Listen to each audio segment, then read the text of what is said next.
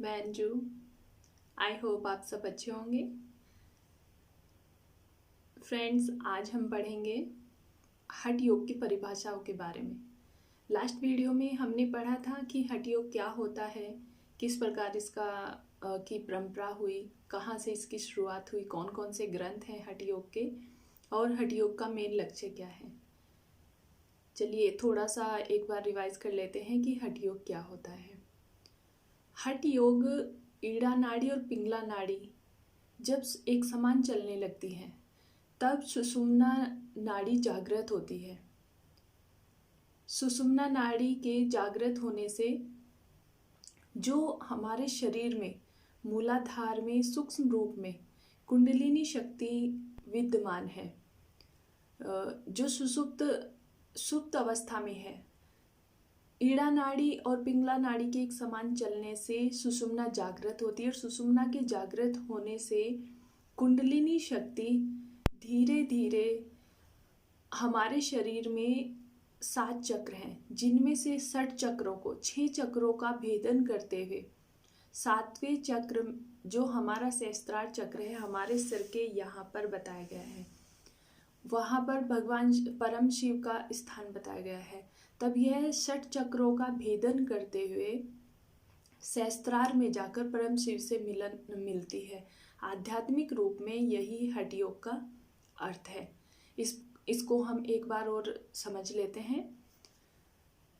ईड़ा और पिंगला के एक समान चलने से सुषुम्ना जागृत होती है और सुषुम्ना के जागृत होने से कुंडलिनी शक्ति धीरे धीरे 60 चक्रों का भेदन करते हुए 7वें चक्र में सहस्त्रार चक्र में परम शिव से जाकर मिलती है। अर्थात इसी को कहते हैं कि शिव और शक्ति का मिलन होता है और यही हठ योग है। आध्यात्मिक रूप में इसी को हठ योग कहा गया है। अब हम पढ़ते हैं कि हठ योग की अलग अलग ग्रंथों में अलग अलग प्रकार से परिभाषाएं बताई गई हैं। हकार से सूर्य स्वर चलता है और ठकार से चंद्र स्वर चलता है। जब प्राणायाम के अभ्यास से, या ये कहें कि प्राणायाम के विशेष अभ्यास से, जब सूर्य स्वर और चंद्र स्वर को सुषुम्ना में प्रवाहित किया जाता है तो यह हठ योग है। यहाँ पर प्राणायाम का विशेष अभ्यास के बारे में क्यों कहा है? क्योंकि प्राणायाम की कई अवस्थाएं हैं। एक जो स्टार्टिंग में किया जाता है, जब साधक अपनी साधना प्रारंभ करता है तो हल्के हल्के प्राणायाम करता है, फिर जब अभ्यास करते करते वह उच्च अवस्था में पहुंचता है, तब प्राणायाम के अभ्यास से सूर्य स्वर और चंद्र स्वर को सुषुम्ना में प्रवाहित करता है, तभी हठ योग की स्थिति होती है। इसी को हठ योग कहा है सिद्ध सिद्धांत पद्धति के अनुसार।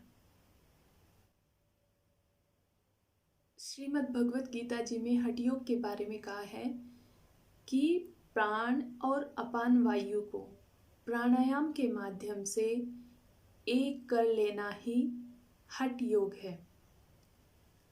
प्राण और अपान वायु के बारे में यहाँ पर इसलिए कहा है, देखिए सबसे पहले हम प्राण और अपान वायु को थोड़ा सा यहाँ मैं आपको बता देती हूँ कि हमारे शरीर में 5 प्राण वायु होती हैं, या ये कहें कि 5 प्रकार के प्राण होते हैं जिनका हमारे शरीर में अलग अलग कार्य है। प्राण, अपान, समान, व्यान और उदान।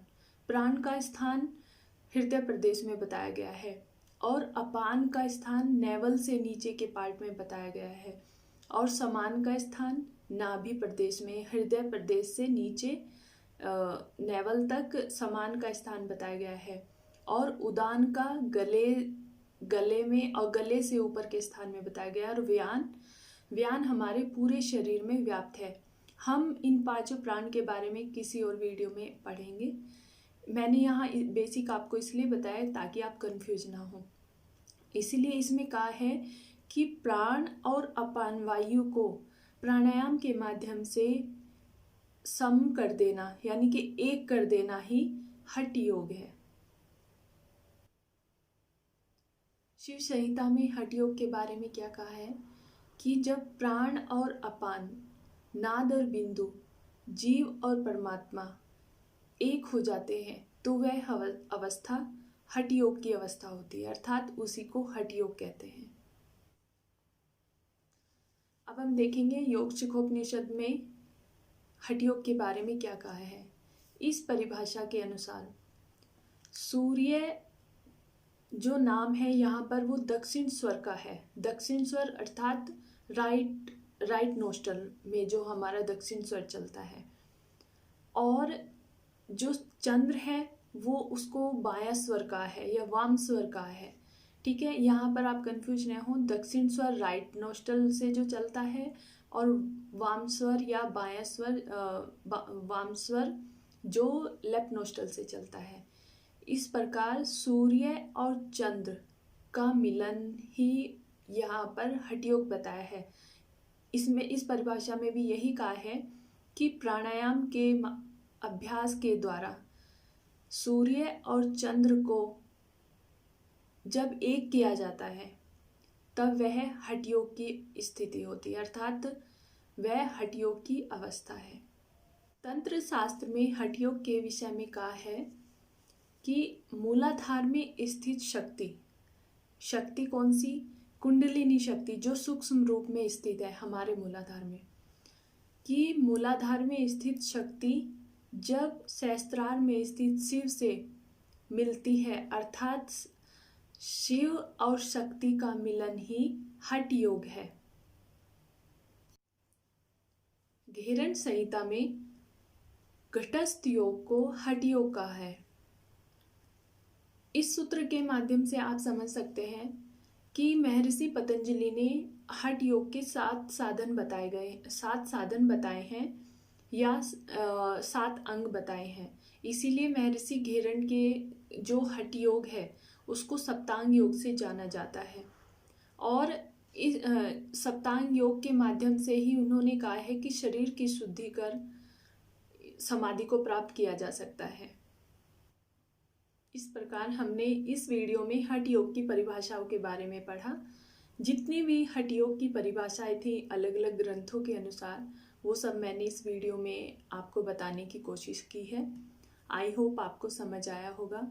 यदि इससे रिलेटेड आपका कोई भी क्वेश्चन है तो आप मुझे कमेंट बॉक्स में मैसेज कर सकते हैं, और यदि आप किसी टॉपिक पर चाहते हैं कि मैं वीडियो बनाऊं या उस पर मैं आपको पढ़ाऊं किसी टॉपिक पर, तो आप मुझे वह टॉपिक सेंड कर सकते हैं।